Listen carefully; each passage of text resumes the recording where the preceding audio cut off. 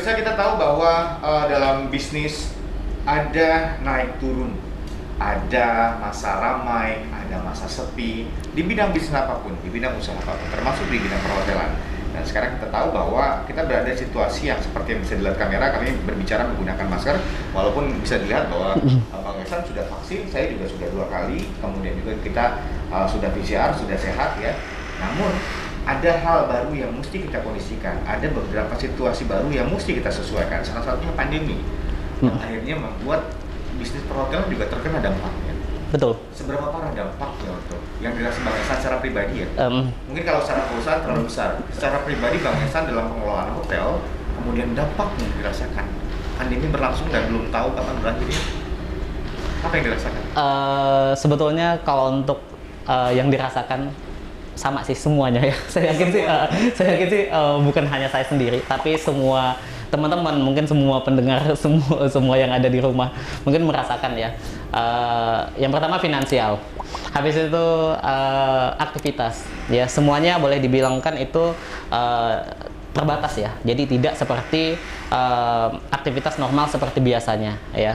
Dan juga pun duka yang banget yang ini yang kita yang sangat-sangat dirasakan waktu pandemi, apalagi waktu yang masih dulu yang baru-baru ya, yang sangat-sangat yang pertama sekali 2020 itu, waktu itu masih ingat di April, Mei, Juni itu di 3 bulan pertama itu benar-benar boleh dibilangkan kita tidak boleh kerja, tidak boleh boleh dibilangkan kerja boleh, tapi hanya 25%, bahkan hanya 10%. Dan juga kita kondisi bahwa saat 100 kamar yang kita punya itu hanya terisi 5 sampai 6 kamar saja. Itu berlangsung berapa lama? Itu kalau yang seperti itu hampir 2 bulan. Hampir 2 bulan ya. Pernah terisi sampai 5 kamar, 10. Paling ramai itu sekitar 20 sampai 25. 25 kamar itu udah paling banyak banget waktu itu. Bahkan itu berarti benar-benar berjuang. Iya benar.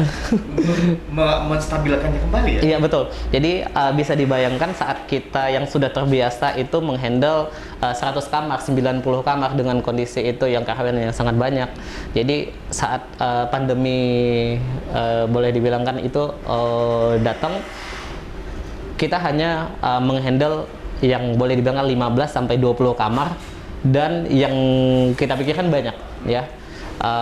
Boleh dibilang kan expenses, modal, habis itu bayar karyawan seperti apa dan segala macam. Jadi itu solusi yang benar-benar yang harus kita handle, yang harus kita boleh dibilang kan keluarkan dari masalah tersebut. Bagaimana caranya itu kita bisa memaksimalkan semuanya. Nah, seperti itu. Bahwa ada perubahan strategi, seperti strategi penjualan dan strategi marketing dari masing-masing hotel. Benar. Menyesuaikan dalam keadaan, terutama di pandemi seperti ini. Apa yang kontribusi, bukan kontribusi, maksudnya peran apa dalam marketing yang dirubah oleh hotel sendiri? Betul. Selama 4 tahun ya, betul. Ya, berarti udah masuk 2 tahun, kemudian 2 tahun pandemi. Iya, 2 tahun pandemi. Iya betul. 2 tahun kasih nyaman, kemudian 2 tahun. Iya. Ini marketing seperti apa yang dirubah? Nah, kalau untuk dalam kondisi pandemi memang secara garis besar kita tidak bisa yang namanya itu berjalan sendiri. Kita tidak bisa berjalan sendiri. Tentunya kita harus selalu update atau selalu sejalan dengan apa yang pemerintah lakukan. Karena mau nggak mau, isu pandemi adalah isu nasional, isu yang boleh dibilangkan itu yang sudah pemerintah ambil untuk semuanya, apapun yang terjadi itu pemerintah yang handle, government. Nah, dengan kondisi seperti itu kita harus sejalan dengan apa yang sudah diaturkan. Jadi kita tidak bisa menolak, karena kalau seandainya kita menolak, kita akan bertolak belakang. Ya, bertolak belakang, automatically apa yang kita lakukan itu akan menjauhi bisnis juga. Seperti itu. Jadi contoh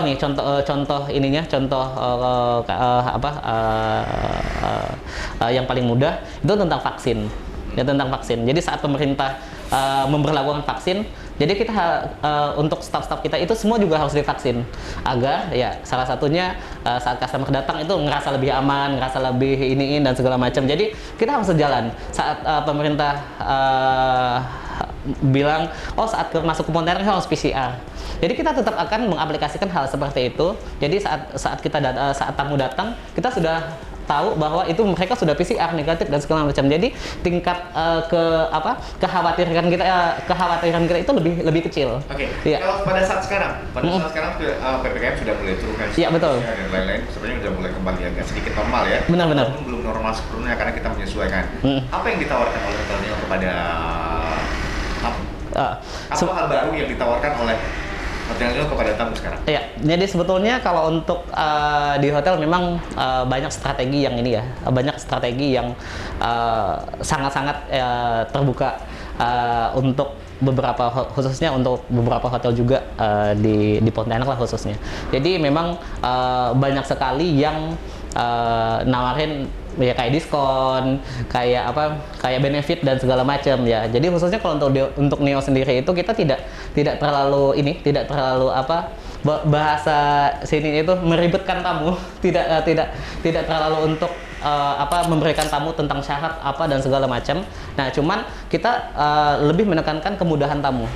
Kemudahan. Jadi saat tamu check-in, jadi check-in Mas, contoh Mas saya mau check-in siang nih, bisa nggak? Jadi kita akan usahakan apa yang tamu minta itu kita penuhi seperti itu. Mas, saya setengah jam 1 jam late check out, boleh nggak? Kita akan boleh dibilang kan kita akan penuhin selagi itu bisa. Seperti itu. Pemirsa, sesuai dengan tema kita yang ingin saya tanyakan selanjutnya adalah seberapa bangga Mas Ehsan menjadi seorang hotelier. Jangan dijawab dulu, kita akan kembali mendengarkan jawabannya tentang kebanggaannya dengan profesi yang digelutinya sekarang setelah pesan-pesan yang berikut ini. Tetap di Gali Talk Show.